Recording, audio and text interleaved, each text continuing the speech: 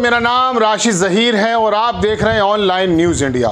आपको मालूम है कि द कश्मीर फाइल्स करके एक फिल्म आई है जिसका एडवर्टीज़मेंट हमारे प्रधानमंत्री जी भी कर रहे हैं और तमाम लोगों को हिदायत दी गई है कि छुट्टी लेकर के फिल्म देखी जाए। और योगी जी ने तो उसको उत्तर प्रदेश के अंदर टैक्स फ्री भी कर दिया। उस फिल्म के बारे में आपको बताना है कि प्रधानमंत्री जी ने कहा कि अगर गांधी जी के बारे में जब फिल्म बनी थी जो विदेशी ने बनाई थी, है ना, उसके बाद गांधी जी को जाना गया, यानी कि उससे पहले गांधी जी को कोई जानता ही नहीं था। नेल्सन मंडेला जो खुद गांधी जी से अपनी सबक सीख करके एक आज़ादी का जो है ना प्रतीक बने अफ्रीका के अंदर, उनके बारे में कहा कि उनको सब जानते हैं। लेकिन अगर उस समय गांधी जी के बारे में कोई फिल्म बनाई होती, सही मैसेजिंग की होती, तो गांधी जी को ज़्यादा जानते, उससे पहले जानते नहीं थे। ये बात प्रधानमंत्री जी ने कहा और उसके साथ साथ फिर कहा कि अगर तथ्यों को सामने ला करके कोई फिल्म बनाई जा रही है जिसका मकसद यही है, उसमें बुराई क्या है।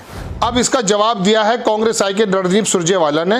वो मैं आपको बताना चाहता हूं दर्शकों, वो देखिएगा कि हमारे प्रधानमंत्री जी एक फिल्म के बारे में प्रमोशन के लिए खड़े हो गए और वो फिल्म किस तरह का मैसेज दे रही है ये मैं आपको पहले बता चुका, लास्ट में भी बता दूंगा। लेकिन फिलहाल पहले रणदीप सुरजेवाला क्या कहते हैं वो आप देखें। रणदीप सुरजेवाला इस बारे में थोड़ा सा नाराज़गी जताते हैं या ये सोचिए कि कहते हैं अपनी बात को। आपकी स्क्रीन पर तस्वीरें 4-5 उन्होंने ट्वीट की है और पूछा उन्होंने मोदी जी से कि मोदी जी आप ये बताइए कि जब कश्मीरियों का विस्थापन हो रहा था उस समय आप कहाँ थे। रणदीप सुरजेवाला ने इनका वीडियो हमारे प्रधानमंत्री जी का ट्वीट करते हुए लिखा कि क्या देश के पीएम बापू के आदर्शों से लेकर कश्मीरी पंडितों के दर्द तक सब कुछ फिल्मों के जिम्मे छोड़ देना चाहते हैं। तथ्यों और सच्चाई से मुंह फेरे मोदी सरकार को आखिर कब अपनी जिम्मेदारियों का एहसास होगा। इनका कहना है रणदीप सुरजेवाला का कि क्या सिर्फ फिल्में ही इसका चित्रण करती रहेंगी, कश्मीर से लेकर के गांधी तक की बातों को, अपनी कोई जिम्मेदारी नहीं है। आखिर कब तक केवल झूठ नफरत बंटवारे में ही राजनीतिक अवसर तलाशते रहेंगे। आगे लिखते हैं रणदीप सुरजेवाला कि आपका पितृ संगठन आरएसएस के बारे में बात है 1925 में गठन से लेकर 1947 तक देश के स्वतंत्रता आंदोलन और बापू के खिलाफ खड़ा रहा।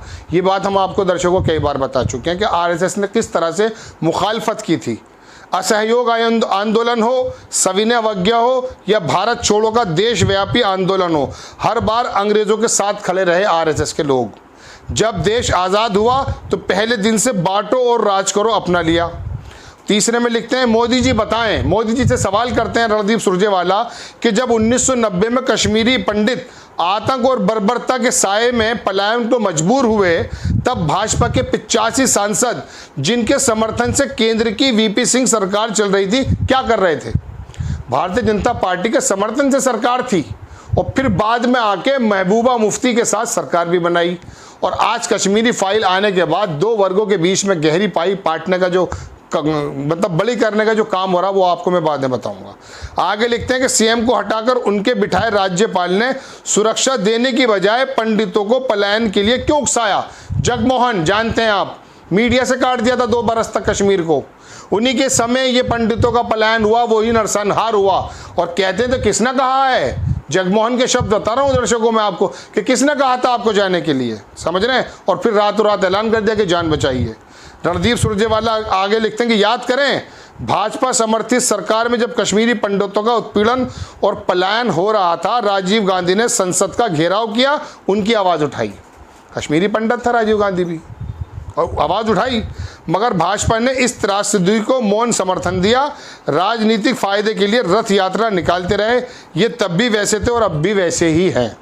और आगे रणदीप सुरजेवाला लिखते हैं कि 8 सालों में मोदी सरकार ने कश्मीरी पंडितों के पुनर्वास के लिए क्या किया वाकई बता सकती है मोदी सरकार कि कितने पंडितों को दोबारा से वहां पर रहने के लिए अच्छा माहौल पैदा कर पाए, कितने बेनामे कर दिए, कितने वो पुरानी ज़मीनें, पुराने बागात, पुरानी कोठियां जो पंडितों की थी वो वापस दिलवा पाए, कोई है डाटा। आगे लिखते हैं कि कश्मीर में फिर से हालात बदतर हुए, हिंसा बढ़ी और हज़ारों कश्मीरियों को पलायन करना पड़ा। जब कश्मीरी पंडितों के लिए कुछ नहीं कर सके तो कि फिल्म दिखाने में जुट गए। कश्मीरी पंडितों के लिए तो कुछ हुआ नहीं है, और फिल्म का प्रमोशन दिखा रहे हैं, वो भी झूठा, उसके अंदर झूठ से भरा हुआ है, वो भी मैं आपको बताऊंगा।